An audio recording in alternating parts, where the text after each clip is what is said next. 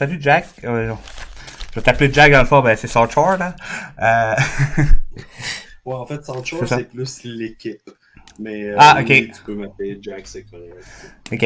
Bienvenue sur W. Pour le podcast en tant que tel, c'est un petit podcast que je parle de pas mal des phénomènes paranormaux, pas vraiment compris par la plupart du monde, puis savoir voir qu'est-ce qu'il y en a, essayer de démystifier un peu, pas tomber dans le sensationnalisme pour voir vraiment que tout le monde croit n'importe quoi.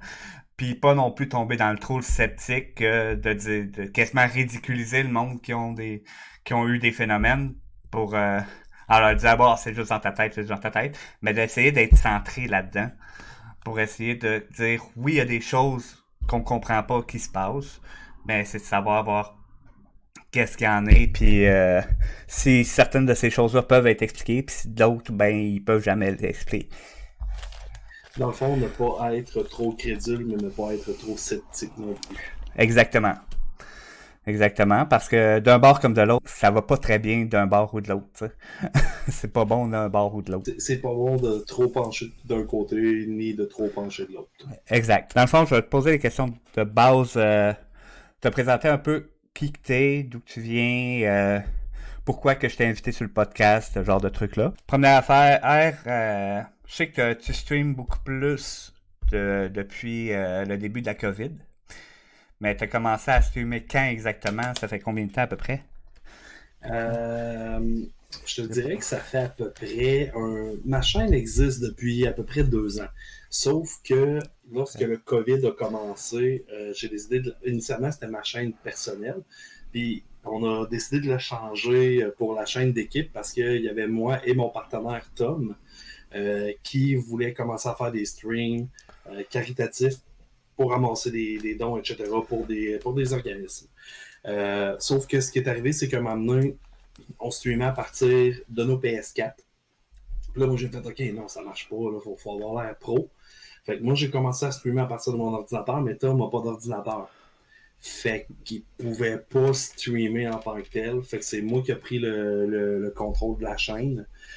Puis je te dirais, depuis le mois de mars, je stream vraiment beaucoup plus assidûment.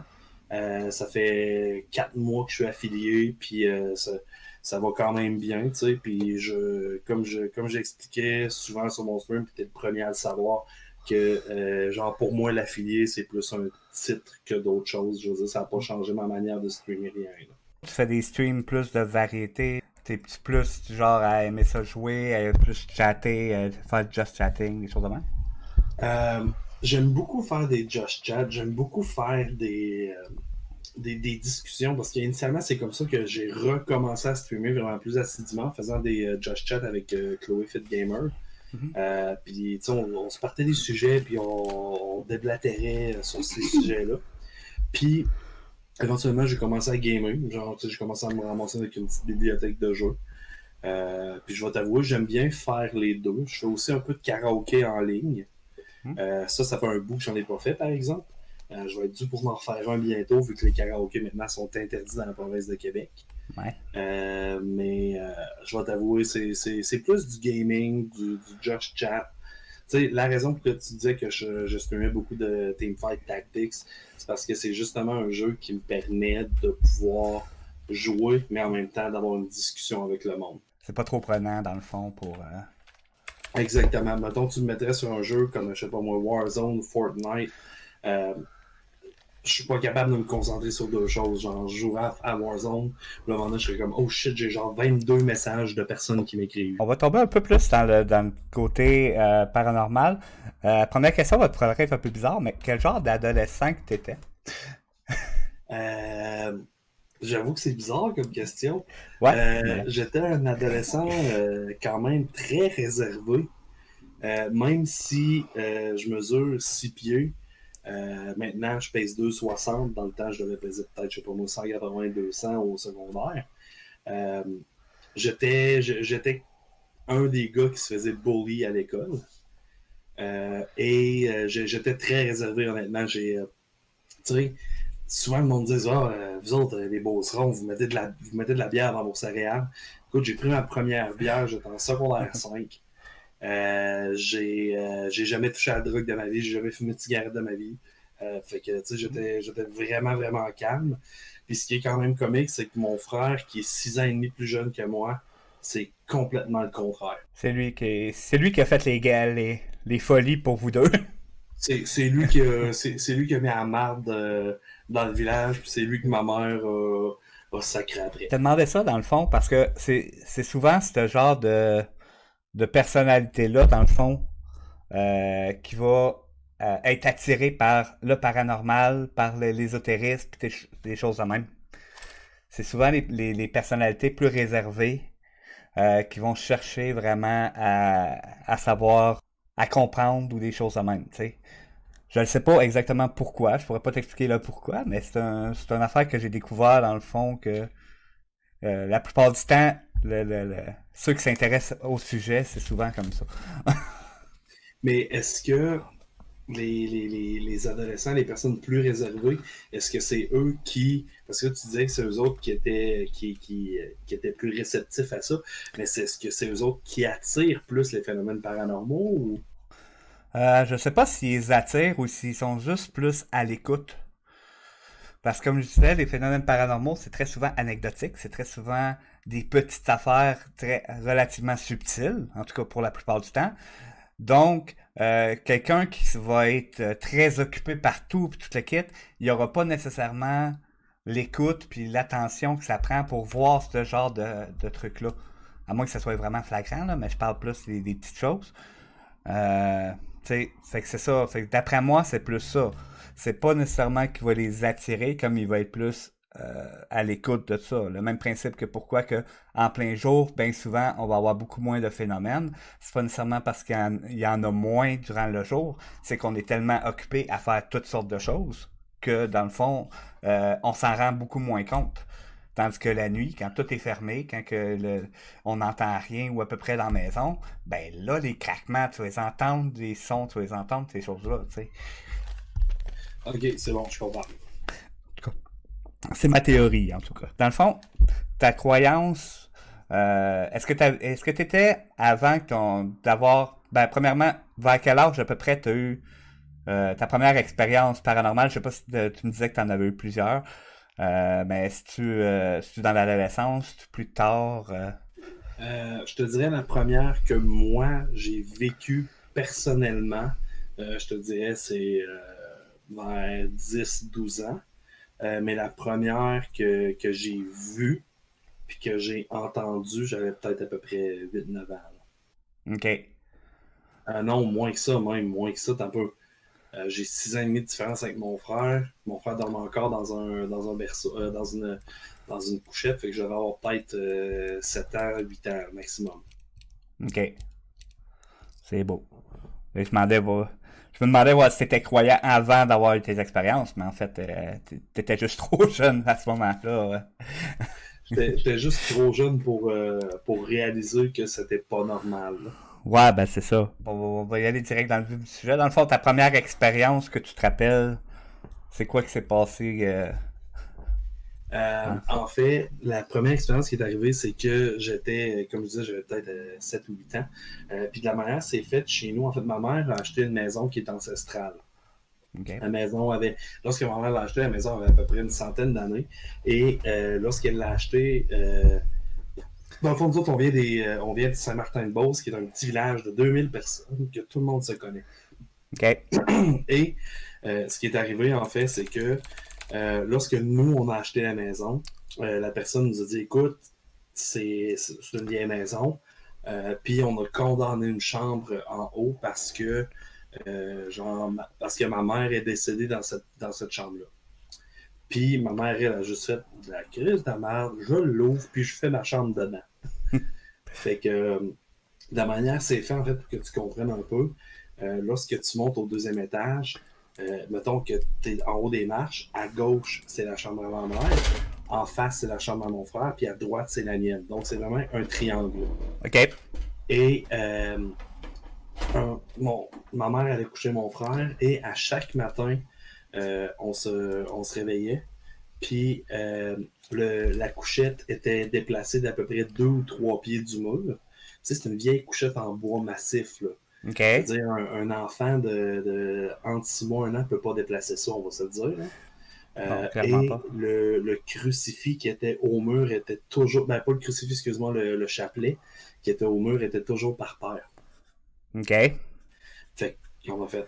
Au début, tu sais, on s'est dit, OK, tu sais, c'est Andy qui bardasse dans la couchette, puis ça déplace la couchette. Mais jusqu'à ce que, tu sais, on essaye, en prenant la couchette, puis en essayant de la cogner un peu dans le mur, le chapelet bougeait pas. Puis pour tasser la couchette, ma mère avait de la misère à la tasser elle-même toute seule. Fait qu'on sentait que c'est pas logique que mon frère tasse la couchette en dormant à l'intérieur. Non, clairement pas, j'avoue, là. Fait que ça, c'est la première expérience que moi, je me rappelle. C'est la première expérience que je me rappelle d'avoir vécu, entre guillemets, mais que, tu sais, moi, je réalisais pas que c'était pas normal, je réalisais pas que c'était du paranormal, là. OK. Pour toi, c'était juste, c'est une affaire qui se passe, puis c'est tout, dans le fond. C'est ça, exactement. Tu sais, on s'entend qu'à 7-8 ans, tu comprends pas qu'est-ce qui se passe, puis tu comprends pas pourquoi c'est comme ça, là. Ouais, c'est clair, là. Ça a toujours été, dans votre famille, ou en tout cas, depuis que vous êtes dans cette maison-là, ça a toujours été normal, ça a toujours été dans les choses qui se passaient régulièrement, dans le fond, ou Ben, en fait, ça a commencé à arriver. Puis là, à un moment donné, ma mère a juste fait OK, non, c'est pas normal. Fait que ma mère a été voir le curé du village. Puis le curé du village, il a expliqué. Il dit regardez, c'est peut-être un esprit, mais inquiétez-vous pas, c'est pas un esprit malfaisant. Parce que si c'était un esprit malfaisant, il aurait fait d'autres choses. Fait que ça reste comme ça. Tu sais, ma mère a fait juste OK, c'est correct. Tu sais, on s'en fout. Jusqu'à ce qu'à un moment donné, on est couché. Puis ça, c'est la première que je me rappelle de moi avoir vécu. On est couché, comme je disais, les chambres sont vraiment faites en triangle. Et à chaque soir, tu sais, c'est une maison ancestrale. Là. Fait que, je veux dire, tu marches, ça craque. Fait que, tu sais, mettons, moi, je suis en bas. J'entends quelqu'un marche en haut, je suis capable de dire exactement où est-ce qu'il s'en va. Là. Fait qu'on est tous couchés un moment donné et on entend des craquements dans la maison, mais on entend comme si c'était des pas. Tu sais, littéralement quelqu'un qui marche. Fait que moi, je suis couché, et ma mère et mon frère dorment, mais moi et mon père, on dort pas. Et le lendemain matin, comment j'ai su que c'est pas moi qui avais halluciné, mon père m'a décrit exactement la même chose sans que j'y en parle. OK. On est couché, puis dans le fond, t'entends les pas partir du côté du lit de mes parents, du côté de ma mère. Ça part, ça marche jusque dans la chambre à mon frère, ça l'arrête. 30 secondes après, ça repart, ça s'en vient à côté de mon lit, ça l'arrête, ça repart, ça va du côté du lit à mon père, puis ça disparaît. Ça faisait chaque soir. Jusque le jour que je m'en rends compte que je dorme pas. Écoute, je chiais dans mes culottes, là. J'étais couché dans le lit, j'avais la couverte juste en dessous du nez. J'étais comme, mais qu'est-ce qui est à côté de moi? Je comprenais pas. Ouais, c'est clair, là. Il y a de quoi qui traumatise un enfant, je te dirais. C'est quand même pas mal. Tu sais, même si en pratique, comme le curé disait, ça semblait pas être une entité négative qui avait l'air de juste faire le tour pour vérifier pis toute l'équipe. Mais j'avoue que dans la tête d'un enfant, puis même d'un adulte, je te dirais, qui vit ce genre de phénomène-là, ça peut être assez stressant, merci, j'avoue. Je te confirme que ça l'était. Et à partir de ce jour-là, ma mère a juste décidé de dire, à fond, le curé lui a dit, regardez, si vous êtes tanné, faites juste lui dire, laissez-nous tranquilles, vous faites peur à ma famille, vous nous faites peur, laissez-nous tranquilles. Okay. Fait que ma mère a commencé à faire ça. Genre à chaque soir, elle dit, laissez-nous tranquilles, vous nous faites peur, laissez-nous tranquilles. Puis à un moment donné, ça a juste disparu. Jusqu'à ce que moi, jeune adolescent rebelle, entre guillemets, que j'étais, à un moment donné, ma mère fait un party à l'extérieur. Moi, je rentre en dedans pour aller chercher des assiettes ou des verres, je sais plus trop.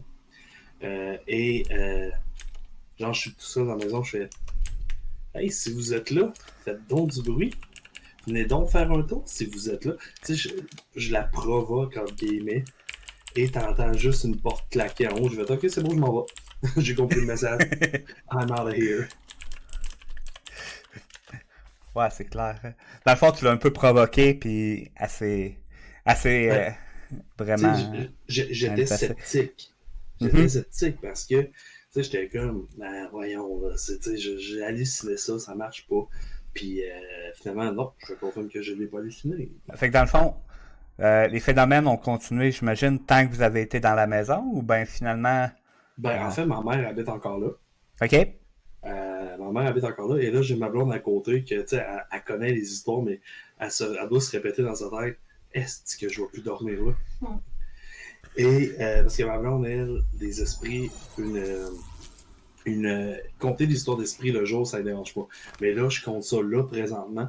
Elle va aller se coucher tantôt, elle va faire tu me laisses pas tout seul, là. J'aime pas ça. Fait que. Mais ça continue, en fait. Ça continue, mais d'une autre manière après. À un moment donné, j'écoutais. Dans le fond, mon père est un grand fan de Formule 1. Fait qu'on se levait le dimanche matin pour aller écouter la Formule 1 en OK. bas dans le salon. Ma mère était couchée. Et à un moment donné, on entend juste ma mère crier au meurtre. Mais vraiment crier comme si quelqu'un l'attaquait. OK. Fait que là, moi et mon père, on part. Mais tu sais, mon père, il manque une rotule dans un genou. Fait que veux pas, j'arrive en premier en haut. Ouais. J'arrive en haut. Et t'as juste ma mère qui. Je la vois s'asseoir dans le lit. Là, mon père arrive, fait voyons, qu'est-ce qu'il y a? Là, ma mère a dit, j'étais pas capable de me lever. Qu'est-ce que tu veux dire? Il dit, j'étais pas capable de me lever. C'était comme si quelqu'un avait, avait était par-dessus moi avec ses deux mains sur mes épaules puis m'empêchait de me lever. Ben ouais, OK. Fait que là, puis elle dit, aussitôt que vous êtes arrivé, j'étais capable de me lever. Puis on a su après que on a su vraiment peut-être une journée après qu'un des amis à ma mère, dans le temps qui était au secondaire, est décédé. Puis cette personne-là, à chaque fois qu'il voyait ma mère, il arrivait dans le dos puis il ramassait les deux épaules. OK? Non, Donc, j'en ai deux, trois histoires comme ça, justement, de personnes qui décèdent puis qu'il arrive de quoi tout de suite après ou ben genre pendant qu'ils décèdent. J'en ai deux, trois de même qui sont assez spéciales.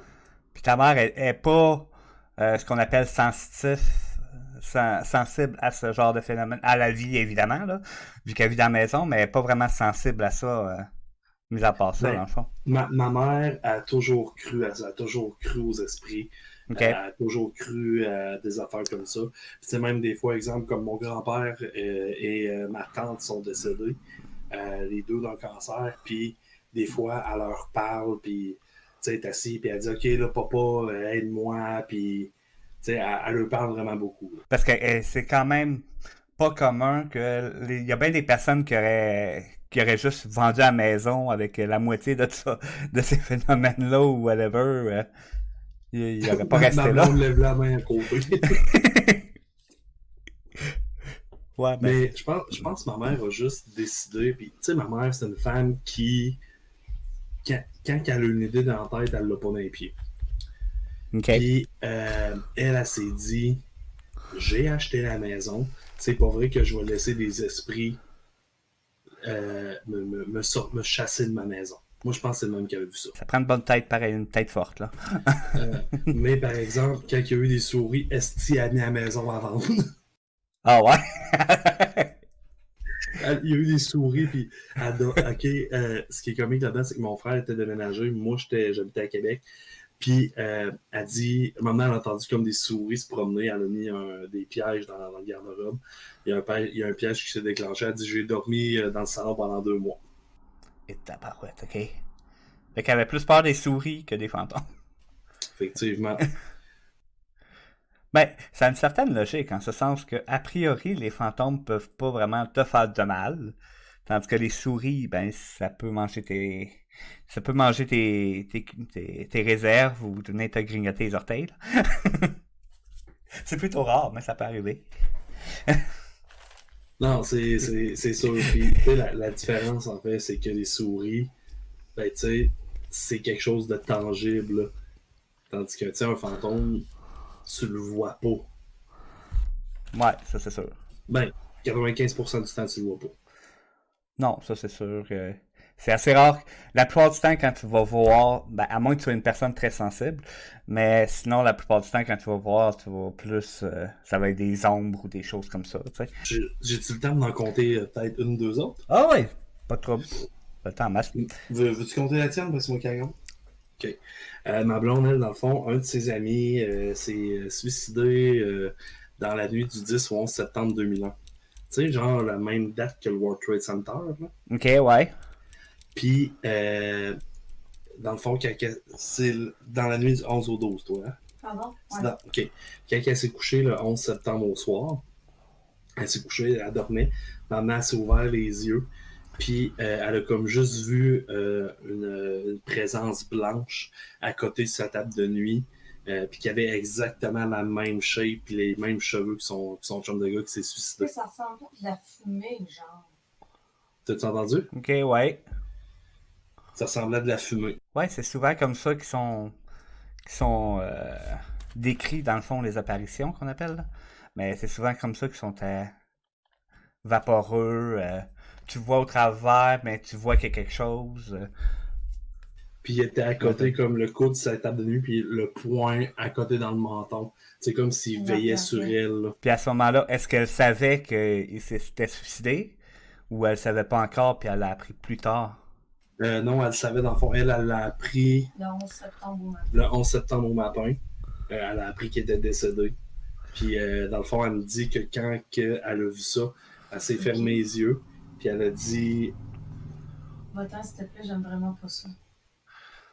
Puis ça s'est terminé là, tu l'as jamais. J'ai rouvert les yeux, puis il n'y avait plus rien. Fait que dans le fond, il voulait pas te faire peur après, tu sais. A priori, fait que. Je vais visiter ça encore. Ben, moi, je pense que. Je pense qu'il a juste voulu comme venir dire un dernier adieu, je pense. Ça aurait bien de chance. Tu sais, parce qu'elle me dit qu'elle avait fait un party du 9 au 10 directement chez eux.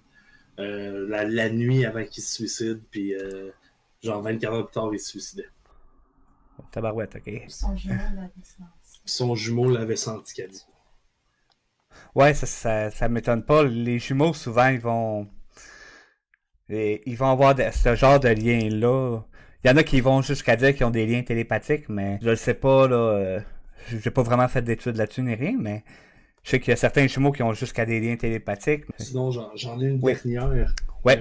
Celle-là est arrivée à moi. Ouais, sois pas désolé, mais où? Écoute, moi, tu me donnes une tribune, moi je parle. Genre, ouais. Tu me changes pas le sujet, moi je continue. Mon grand-père, dans le fond, comme je disais, il est décédé du cancer. Puis il était directement à une maison de soins palliatifs. Nous autres, à Saint-Georges, chez Catherine de Lompré. Mais t'as peu, j'ai quelqu'un qui a une question dans mon channel, je vais te la poser avant. Ok. Bloody Angel, j'aurais une question. Est-ce que l'on peut ressentir des entités avec un flash mental? Par flash mental, je veux dire une image qui apparaît dans la tête d'une personne comme quand on pense à un souvenir. Oui, très clairement. Très, très, très clairement. Je te dirais, pour être un peu sensible moi-même, puis pour avoir lu beaucoup de choses comme ça, oui, c'est très faisable. Le plus souvent, quand moi je vais ressentir quelque chose, je ne verrai rien, mais je vais ressentir. Je vais ressentir une présence, je vais ressentir des choses de même. Fait que oui, avoir des flashs comme ça, puis certains médiums très très poussés ou très hot, eux autres vont être capables vraiment d'avoir des flashs comme ça. J'ai un épisode qui s'en vient justement sur une des médiums qu'elle travaille avec la police justement là-dessus, qu'elle a des flashs comme ça pour retrouver des personnes disparues, des choses de même. Fait que oui, pour les médiums, ça peut arriver là. Ça se fait pas du jour au lendemain, mais ça peut arriver. Donc, Bloody Angel, j'espère que ça répond à ta question. Fait que, comme je disais, mon grand-père était à la maison de soins palliatifs, Catherine de Lompré, en fin de vie. Puis ça faisait, dans le fond, quand moi j'étais le voir, moi et mon grand-père, on a toujours été super proches. Okay. Tu sais, quand je dis super proche, on joue aux cartes ensemble, puis ma mère puis ma grand-mère habitaient à même pas 2 minutes à pied l'une de l'autre. Mm-hmm. Puis, genre, dans tous les petits-enfants qu'il y a, je suis le seul qui y ressemble. Au point que quand j'ai été à mon bal de finissant secondaire 5, j'ai été voir ma grand-mère pour qu'elle me fasse mon nœud de cravate parce que moi et maman, on n'était pas capable. Elle a dit OK, mais arrive en veston cravate, arrive habillé que je te le fasse sur toi. Puis je suis rentré chez elle, puis elle a commencé à pleurer instantanément. Puis j'ai fait ben voyons, qu'est-ce qui se passe? Elle a dit tu ressembles tellement à ton grand-père à notre mariage, là. Puis elle m'a sorti une photo, puis c'était 2 gouttes d'eau, là. OK. Mais bon. Fait que mon grand-père, c'est ça, en soins palliatifs. Et la seule fois que. Dans le fond, moi, j'ai été le voir une fois. J'ai été le voir une fois parce que je n'étais pas capable d'aller le voir plus que ça. Puis, quand moi j'y étais, mes tantes et ma mère m'ont dit tu peux y aller dans la chambre, mais il te répondra pas. Ça fait 3 jours qu'il parle plus. Il te répondra pas. Tu peux y parler, il va te regarder, mais il n'a plus la force de parler. Fait que. J'arrive là, je m'assieds à côté, j'y prends la main, je commence à y parler. Puis, j'en parle, j'ai les frissons de Chris. Puis, il me regarde, il se lève la tête, il me regarde, il fait « Juste sache, je suis fier de toi. » Je fais « Hein? » Wow. Puis là, genre, t'as comme... Tu sais, 2 minutes après, genre, la famille revient.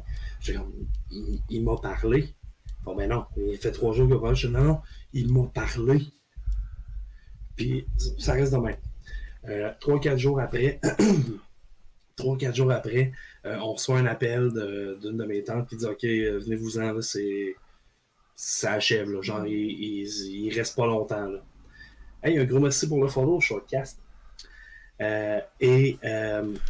j'appelle ma mère. Ma mère est en train de prendre une bière chez sa chum de fille. Ma mère, ça faisait 15 ans qu'elle buvait plus. Mais quand mon grand-père est rentré à la maison de soins palliatifs, elle a recommencé.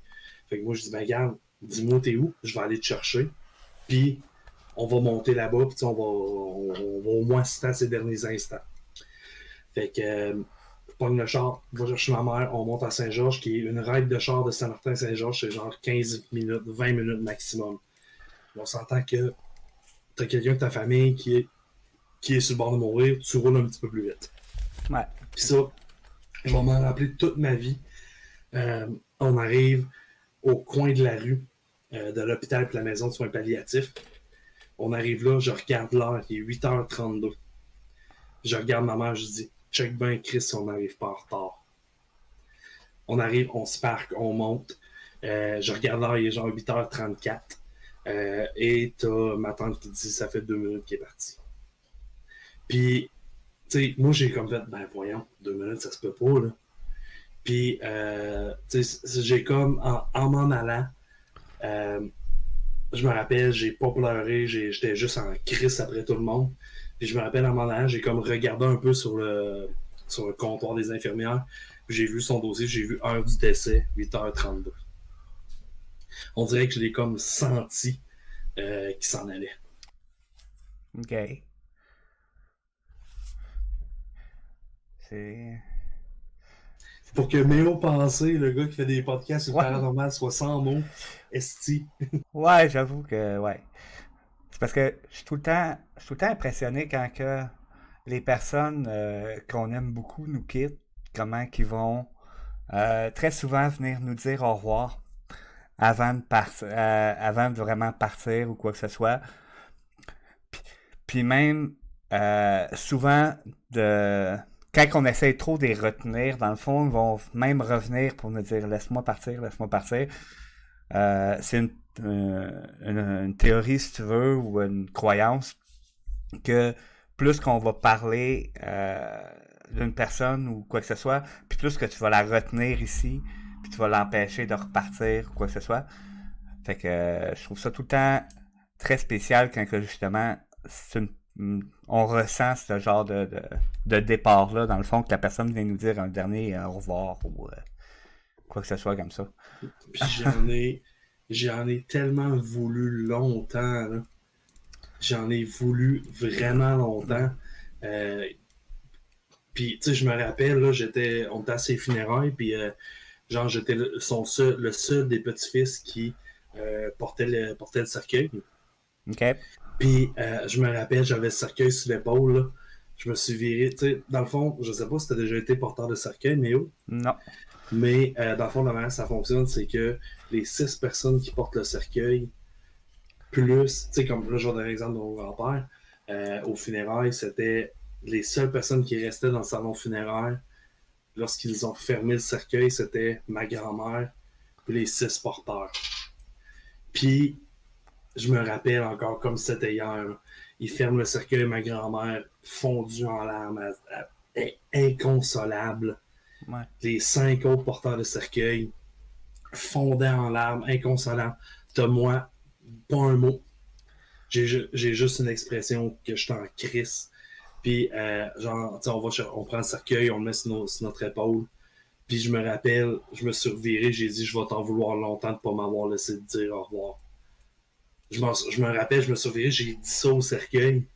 Puis, t'as mon oncle qui est en avant qui a dit, qu'est-ce que t'as dit? Rien. Puis, c'est juste que là, peut-être, tu sais, ça va faire, t'as peu, j'étais en cinquième année. Non, j'étais au cégep, ça va faire. Hey, je sais même plus ça va faire combien de temps que mon grand-père est décédé, ça va pas bien. Il me Hein? semble que tu m'as déjà dit 10, 11 ans. Ouais. Faudrait que j'aille voir la vie de décès. Mais je me rappelle que un moment donné, je faisais que garde, c'est beau, c'est assez, là, c'est ridicule. Puis cette nuit-là, j'ai rêvé à lui. Mm-hmm. C'est là qu'il est venu dire vraiment au revoir, dans le fond, quand t'avais fait la paix avec son départ, dans le fond. Je pense que oui. Je pense que oui. J'ai Vanny qui a un témoignage avec un temps 2 secondes. Pas de trouble. Ça m'est arrivé à un membre de ma famille. Il s'est tué parce qu'il a fait du mal et quand il est mort, j'ai rêvé à lui pendant presque 1 an. Il était toujours là chaque soir dans mes rêves et il voulait toujours me parler. Et je me forçais à me réveiller pour pas le voir et lui parler. Je lui disais de me foutre la paix jusqu'à ce que mon psy me dise 1 an plus tard, force-toi, essaie de l'écouter ce qu'il a à dire. Et quand je l'ai fait, il m'a dit qu'il s'en voulait de ce qu'il m'avait fait et qu'il avait besoin de mon pardon. Et que si un jour je vais plus lui en vouloir et depuis ce soir-là, j'ai plus jamais rêvé à lui. C'est le genre d'affaires justement qu'on voit aussi souvent. Soit que toi-même, tu vas avoir quelque chose que tu as l'impression que tu aurais dû faire puis que tu n'as pas fait avec le défunt, ou que le défunt, il y a quelque chose qu'il aimerait faire, justement, régler ses comptes, pas nécessairement méchamment, c'est assez rare que c'est méchant dans le fond, mais la plupart du temps, comme là, tu sais, il voulait régler ses comptes en ce sens de se faire pardonner, des choses comme ça. C'est le genre d'affaires qu'on voit souvent dans ce genre de situation-là. C'est le fun parce que, justement, le psy il a vraiment été ouvert à ça pour l'aider, autant à la personne de faire son deuil que l'entité ou le décédé, ben, de pouvoir passer de l'autre bord. Là. Il dit justement, moi j'étais heureux qu'il ne soit plus là, mais il revenait toujours dans mes rêves. Ça avait encore de la rancune, je présume. Probablement. Donc, dans le fond, pour toi, c'est assez clair que les phénomènes que tu as vécus, dans le fond, c'est des personnes qui étaient là soit pour faire quelque chose ou whatever, mais en tout cas, c'est vraiment des entités désincarnées, là, parce que c'est comme ça qu'on appelle ça, dans le fond. C'est des entités qui ont déjà eu un corps humain, qui ont fait ça, dans le fond. Ben, probablement, tu connais beaucoup plus que moi dans le domaine. Moi, je veux dire, à part les expériences que j'ai là, puis checker des vidéos YouTube, un peu comme on a regardé tantôt, pas mal ça. OK. Parce que dans le fond, il y a 2 sortes, si tu veux, d'entités qui sont, selon les croyances, tout le kit. T'as ceux qu'on appelle les incarnés, qui sont ceux qui sont des humains, qui sont décédés, puis qui ont vécu. Puis t'as les désincarnés qui ont jamais connu de corps. C'est quand on parle des anges gardiens, quand on parle des démons, ou toutes ces affaires-là. Ça va être plus ce genre-là. Tu viens de me faire penser à quelque chose avec ton affaire d'ange gardien. Je sais que tu m'as déjà parlé, me semble, que tu faisais du tirage aux cartes, right? Ouais. Et ma mère a déjà été voir une médium qui l'avait tiré aux cartes, puis il avait enregistré la séance sur cassette. La voyante, elle disait, ça faisait à peu près 1 an que ma tante était décédée. Puis la voyante, elle disait, tu sais, ça t'arrive-tu des fois que ton plus vieux. Tu sais, elle a posé une question, là. Elle dit, fait que toi, t'as 2 enfants. Elle fait, ouais. Elle dit, tu en as un qui est vraiment plus vieux que l'autre. Ouais. Il dit, ok. Puis là, tu l'entends comme virer des cartes. Puis elle dit, ça t'arrive-tu des fois que ton plus vieux dit des affaires que tu fais, ça a donc bien pas de sens. Ma mère a dit, ouais, ça arrive très souvent. Hey, c'est le fun. Je vais faire ramasser d'un bord puis de l'autre. Puis, ma mère a fait, ben oui, ça arrive souvent. Et elle a dit, ben quand ça arrive, là, écoute-le. C'est ta sœur qui te parle à travers lui. Puis j'ai comme fait, tabarnak, elle avait pas grand-chose à dire, Nancy, là. Ben, une chance, t'as pas été vilain ou en tout cas, t'as pas essayé de te servir de ça pour essayer de manipuler ou quoi que ce soit, là. En tout cas. J'ai trop de respect pour les morts et pour ma famille. Tu joues pas avec ça. Là. Je suis d'accord, mais je connais pas mal de jeunes qui l'auraient fait. C'est pour ça que je dis ça. Je me doutais que toi, ça serait pas ton genre de faire ça, mais... Je l'ai dit, moi j'étais le petit adolescent bien tranquille, je ne disais pas un mot plus haut que l'autre. Ouais, ben c'est ça. Ma blonde a dit, j'aurais eu peur qu'il vienne me mordre les fesses. Bon, ben, c'est pas mal le tour de mes expériences. Mais écoute, j'ai accaparé ton podcast, je te laisse y aller, là. Non, ben c'était pas mal ça, dans le fond. Est-ce que t'as essayé d'expliquer les phénomènes de ce qui s'était passé, ou ben t'as juste pris pour acquis que c'était comme ça, pis c'est tout? Ben, je vais t'avouer, quand j'étais jeune, non. Quand j'étais jeune, j'ai pas essayé d'expliquer. Mais tu sais, plus que j'ai vieilli, plus que j'ai comme pris une conscience de ça. Puis j'ai fait, ok, attends, ça c'est pas normal que ça arrive. Puis tu sais, à un moment donné, tu finis par en parler à tes amis. Là, tes amis au début sont comme, man, mais t'es donc bien con de penser ça, puis ça arrive pas, ouais, non, t'es con. Puis c'est là que j'ai réalisé, ok, ça arrive pas à tout le monde. Puis j'ai jamais tenté de me l'expliquer. C'est vraiment, voilà, peut-être une couple d'années, que j'ai vraiment commencé à penser à faire, ok, pourquoi que j'ai vécu ça? Qu'est-ce qui a fait que j'ai vécu ça? Puis je vais t'avouer, il y en a beaucoup que j'ai jamais été capable de m'expliquer. Mais tu sais, là, c'est sûr que si tu me dis, exemple, comme là, quand j'ai dit que j'avais rêvé à mon grand-père, genre le jour, la nuit même que j'ai dit, ok, c'est beau, gars, tu sais, j'y pardonne pis tout, puis que lui, c'était sa mère de venir me dire son dernier radio, j'avais jamais vu ça de même. Okay. J'ai juste fait, ok, j'ai pensé à lui, fait que tu sais, j'ai rêvé à lui. Ben, c'est possible aussi, là. Alors, on est plus de ton bord, là. OK. C'est même que moi, je l'avais ressenti, dans le fond, que je l'ai ressenti de la manière que tu l'as expliqué. Comment tu réagis face aux personnes sceptiques? Ils vont te dire, justement, comme tes amis qui te disaient « Ah non, c'est pas vrai, c'est dans ta tête » ou probablement que c'est des genres d'affaires qui t'ont dit. Et pas de gorge. Non, c'est pas vrai. Non, je sais même pas les convaincre. Je veux dire, j'ai appris avec le temps. Je vais t'avouer qu'au début, je suis comme, non, c'est vrai que ça m'est arrivé. Puis à un moment donné, genre, je sais pas, que regarde, pourquoi je perds de l'énergie et du temps pour essayer de te convaincre quelque chose que, anyway, tu vas jamais croire. Fait que, tu sais, j'ai juste laissé tomber, puis j'ai juste fait, ok, that's it, regarde. Puis, tu sais, hey, je te donne un exemple, mettons, ma blonde n'aurait pas cru à ça, puis ma blonde aurait juste comme fait, ben ouais, ça existe pas. Ça aurait juste été un sujet qu'on n'aurait pas parlé, puis ça aurait jamais juste revenu sur la table. J'ai pas d'énergie et de temps à gaspiller avec le. Tu sais, tu peux ne pas y croire, c'est correct, je respecte ton opinion, mais moi, je vais pas essayer de te convaincre que ça existe. OK. Mais c'est pas quelque chose qui t'a fait briser des amitiés, dans le fond, à cause que il croyait pas ou quoi que ce soit, ou... Ben, moi qu'il y en ait qui ait vraiment poussé le bouchon loin, là. Absolument pas. Absolument pas. Serais-tu ouvert d'aller visiter un lieu hanté, que ce soit l'asile de Sainte-Clotilde ou d'autres lieux identifiés comme ça?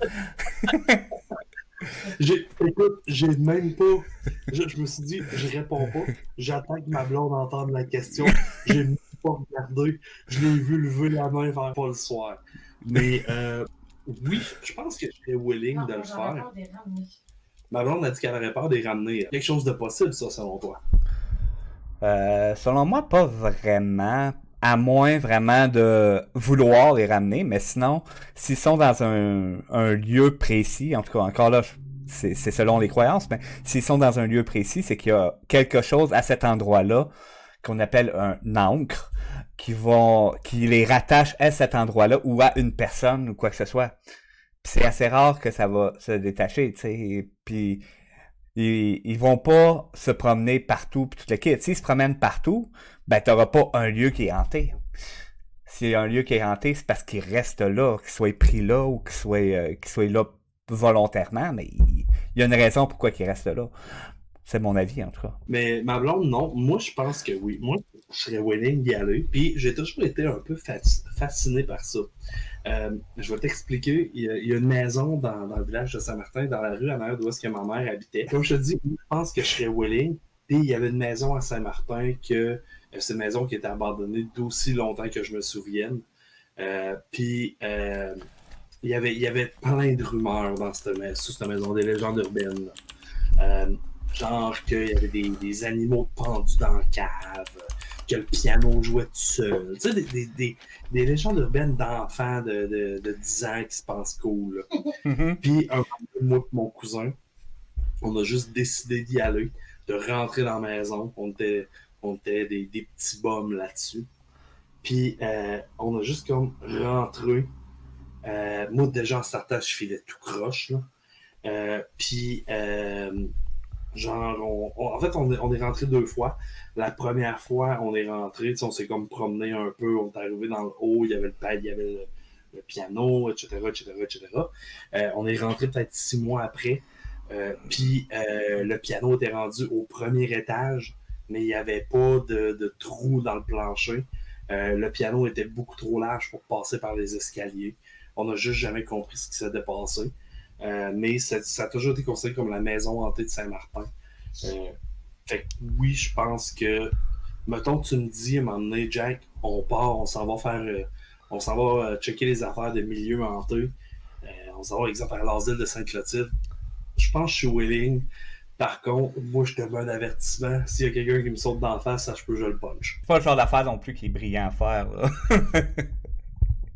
Quand t'es dans un endroit déjà stressant et tout, là. Ah non, ben, tu sais, moi déjà, je le disais tantôt après-midi, là, je déteste les jump scares. Tu sais, j'en écoute un à TV ou bien, mettons, sur YouTube, je trippe pas.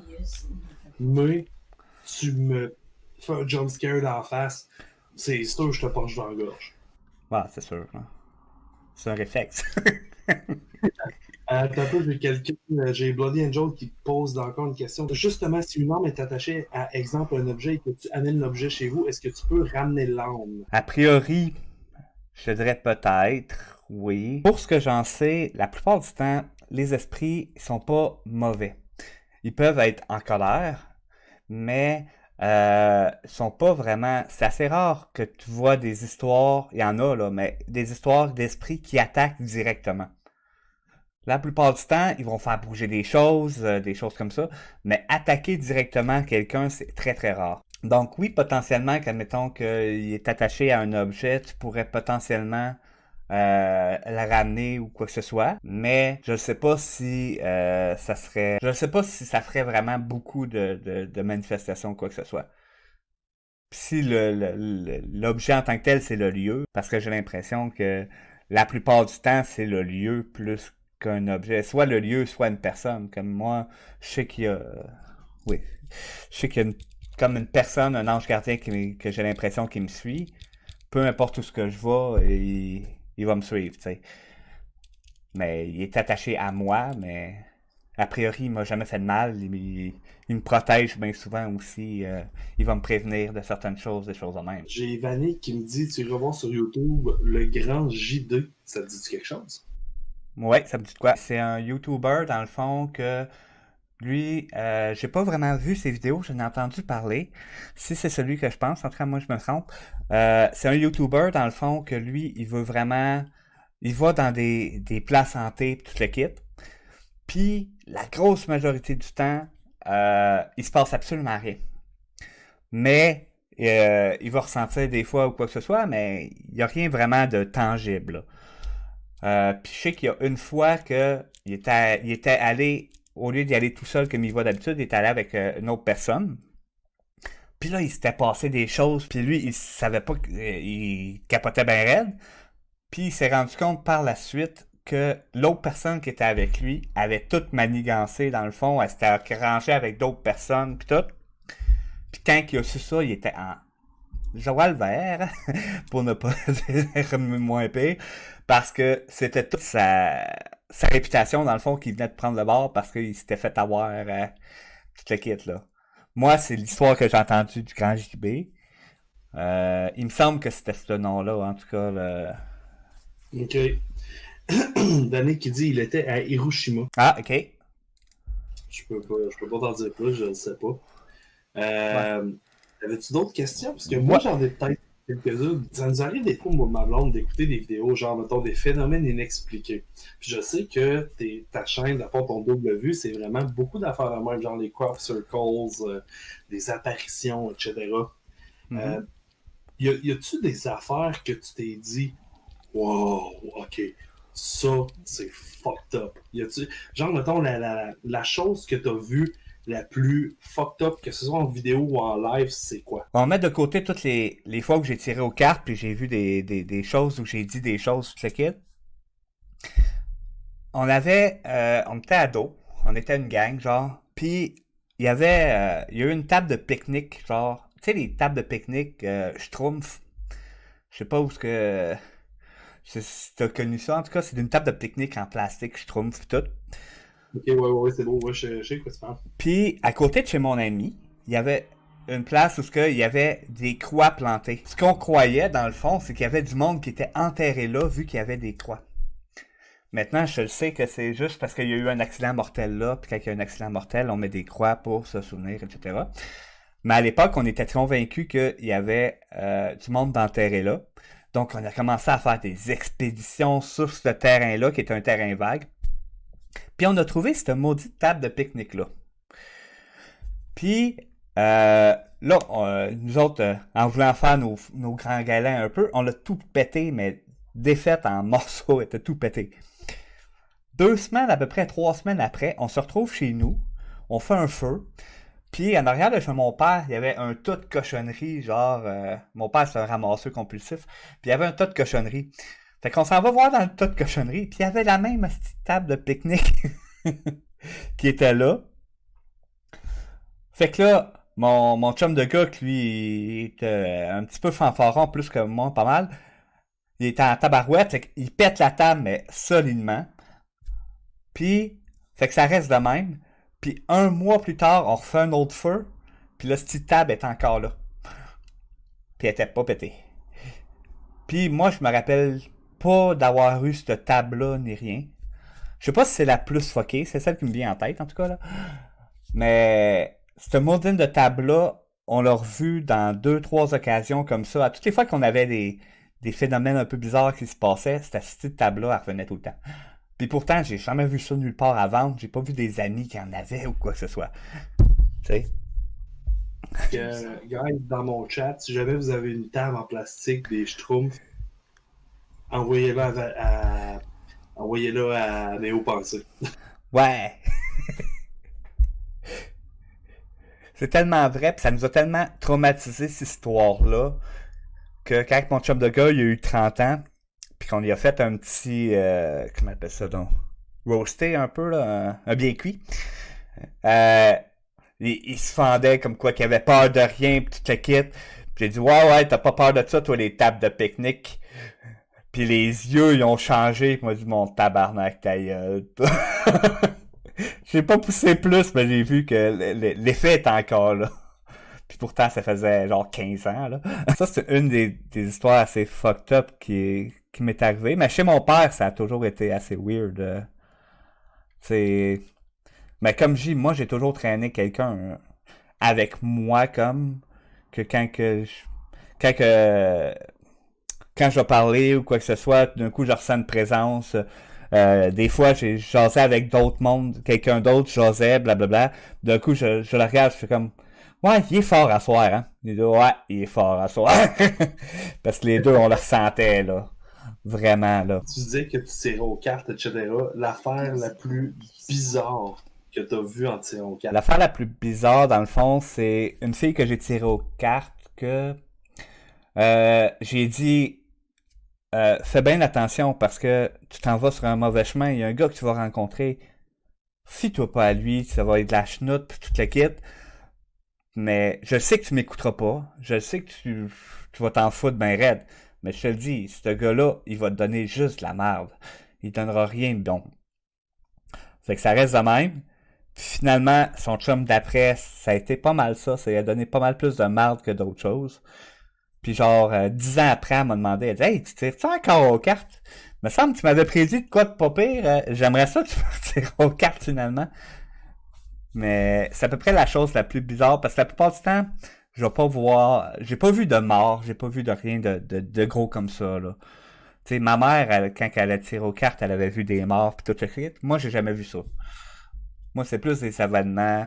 Tu sais, pour moi, le tirage de cartes, c'est que tu vois la ligne, puis tu vois un peu vers où ce que ça s'en va. Maman avait une question. Comment tu sens la présence, exemple, d'une entité ou d'une personne? C'est une chaleur, c'est une pression? Comment tu ressens ça?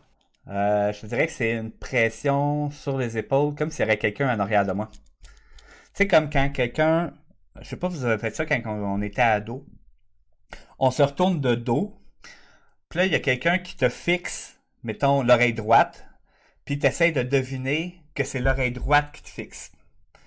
Mais ce sentiment de se sentir observé là, ben c'est ce sentiment-là, mais extrapolé, là, plus que ça dure longtemps, puis plus que c'est extrapolé, là. Vanille qui dit à ma blonde, tu sens une chaleur quand tu dors, c'est John qui a lâché un pet, inquiète-toi pas. Quand t'as pas t'habituer, Vanille qui s'y boit. J'ai une dernière question pour toi. Oui. Est-ce que, toi, dans le fond, est-ce que tu as déjà été faire des genres d'enquêtes paranormales dans des lieux hantés, etc. Et si oui, est-ce que tu as déjà vécu quelque chose de vraiment bizarre ou est-ce que tu as déjà ressenti quelque chose de vraiment étrange? Oui, mais non. En sens, j'ai jamais fait d'enquête au sens propre. Dans le sens que les enquêtes, comme je disais après-midi, moi, les machines, toutes ces patentes-là, j'ai bien de la misère avec ça. Tu sais. Les PVE, c'est pas si pire, les phénomènes de voie électronique. Ça, à la rigueur, je peux potentiellement le croire, même s'il y a beaucoup de pareidolie là-dedans. La pareidolie, si vous savez pas c'est quoi, dans le fond, c'est que le cerveau humain est pas capable de comprendre et d'accepter l'abstrait. C'est juste impossible pour le cerveau de le faire. Donc, peu importe la forme qu'il va voir, il va automatiquement l'associer à une forme. C'est le principe des nuages qui ont des formes ou quoi que ce soit comme ça. Puis ça marche avec l'oreille aussi. Ce qui fait que quand tu entends un son, ben tu vas être porté à vouloir entendre quelque chose de reconnaissable. Et la chose qu'on reconnaît le plus facilement, évidemment, ben c'est la voix humaine. Ce qui est le plus logique.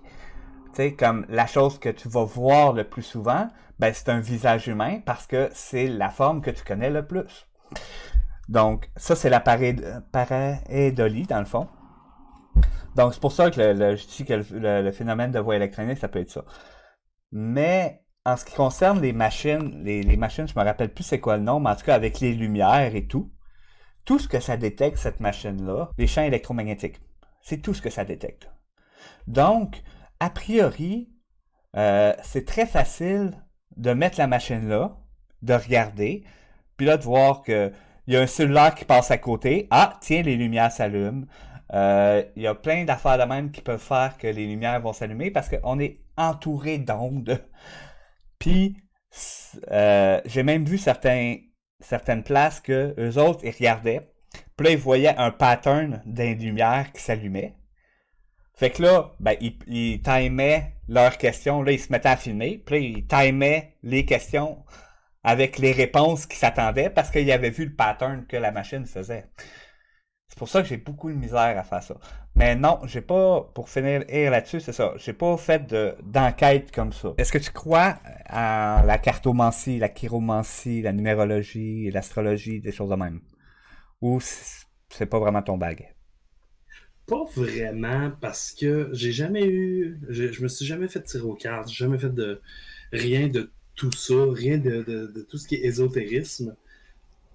Mais, tu sais, je sais pas, moi je sais que j'ai lu beaucoup là-dessus, puis le monde disait, ah, ben la personne te pose des questions vraiment très, très, très génériques, très générales, puis après ça, ben, tu sais, dépendamment de ta réponse, ça va aller comme piquer ce que tu as dit. Fait que là, j'étais comme, OK, mais tu sais, peut-être que me faire tirer aux cartes, ben, avoir quelque chose dans ce genre-là, oui, ça changerait, mais pour l'instant, non. Est-ce que tu penses qu'un jour, on va être capable d'expliquer les phénomènes paranormaux, que ce soit des apparitions ou quoi que ce soit, ou si pour toi, c'est un champ de compétences que la science sera jamais capable d'expliquer? Ma blonde, elle, c'est le deuxième choix que la science ne sera jamais capable d'expliquer. Je pense que je suis pas mal du même avis pour la simple et bonne raison que c'est pas quelque chose que, exemple, le gouvernement ou bien la science va mettre de l'argent là-dedans. Tu sais, on a déjà pas mal de gens qui vont commencer à dire OK, c'est beau, ben, tu sais, comme tu dis, j'ai les EVP, j'ai ci, j'ai ça. Mais je pense pas que la science, à un moment donné, va être capable d'expliquer tout ce qui est apparition, etc. Pas mal, ça fait pas mal le tour, dans le fond, des questions que moi j'avais. En tout cas, c'était super intéressant. Ben écoute, merci de m'avoir reçu, c'est vraiment apprécié. Tu sais, comme je te dis, je pense que c'est une des premières fois que je parle de mes expériences paranormales avec quelqu'un, puis genre en public. Tu sais, j'en ai parlé à ma blonde, mais d'habitude, j'en parle pratiquement jamais. Fait que c'était vraiment le fun. Puis tu sais, surtout que tu avais quand même. Ce que j'ai adoré, c'est le fait que tu avais quand même des explications sur ce que je disais. J'ai vraiment trippé là-dessus. Ma blonde m'a dit que c'est comme une thérapie. Ouais, peut-être, là. Ben, c'est sûr que c'est le genre d'affaire qui fait du bien à en parler, puis de se sentir écouté, de se sentir qu'on n'est pas jugé là-dedans. Tu sais, même si je me fais juger, c'est comme je te dis. Moi, J'ai... j'ai Ouais. des affaires convaincues. Comment? Ce qui est le fun, c'est qu'il y a des faits qui expliquent que. T'as-tu entendu, Méo? Ouais, Ben, c'est pas c'est ça qui ça change de la donne. Tu sais, quelqu'un, exemple, qui aurait juste fait Ah, c'est parce que tu as jamais pardonné. Mais tu sais, qui explique pas. J'aurais fait Ouais, ok, ordinaire. Mais là, tu sais, tout est venu. Ben, c'est parce que tu as jamais pardonné. Puis tu sais, t'as vraiment expliqué. Puis tu sais, t'as expliqué ça de manière à ce que quelqu'un qui ne comprend pas, comme on dit, le commun des mortels, comprenne. C'est ça que j'ai trouvé génial. j'essaie de le faire pour les phénomènes, justement, pour ça, tu sais. Ben, je trouve ça plate quand que le monde commence à ridiculiser les phénomènes ou ridiculiser le monde, puis le quitte, sans essayer de comprendre. C'est trop facile de dire, oh, c'est juste dans ta tête, là. Ouais, c'est sûr. T'sais. Là, ok, je viens de trouver Ouais. ma dernière question. Ouais. Mettons que je te demande, as-tu une chaîne YouTube ou bien quelque chose qu'on peut aller voir qu'on aurait vraiment des vrais phénomènes paranormaux avec des explications, des affaires de même, tu sais, un genre de taps, mais pas truqué. T'as-tu quelque chose à nous suggérer? Malheureusement, pas beaucoup. Aussi bizarre que ça puisse paraître, je regarde pas tant de vidéos de tout ça sur YouTube parce que j'ai de la misère à croire qu'il y en ait vraiment beaucoup qui soient pas truqués. C'est ça l'affaire. J'ai bien de la misère à mettre ma crédibilité là-dedans parce que YouTube, comme la télé d'ailleurs, le monde veut des vues, veut des likes. Si moi je m'en vais dans on va reprendre l'asile, je m'en vais à l'asile de Sainte-Clotilde d'Horton, je passe 3 jours là, je filme plein d'affaires, puis il se passe fuck all.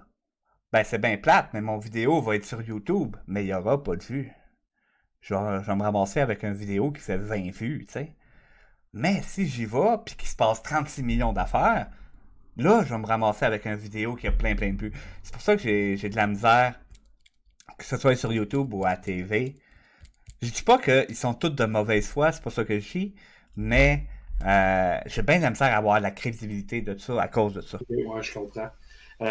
Mettons, là, j'ai une autre question qui vient de me popper, là, parce que ma blonde a parlé de l'émission Phénomènes paranormaux à TV.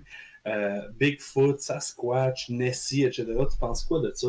Après ça, je te laisse tranquille. Je te dirais que il y a beaucoup, on appelle ça de la cryptozoologie, l'étude des animaux qui sont pas reconnus par la science. Il y en a beaucoup que ça peut être expliqué relativement facilement.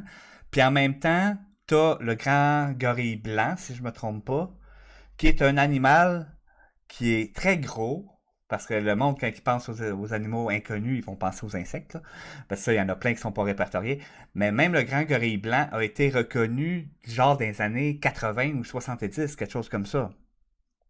Donc, je crois que sur la planète Terre, il y a encore plein d'affaires qu'on comprend pas, qu'on connaît pas. Puis il peut facilement avoir des espèces qu'on connaît pas.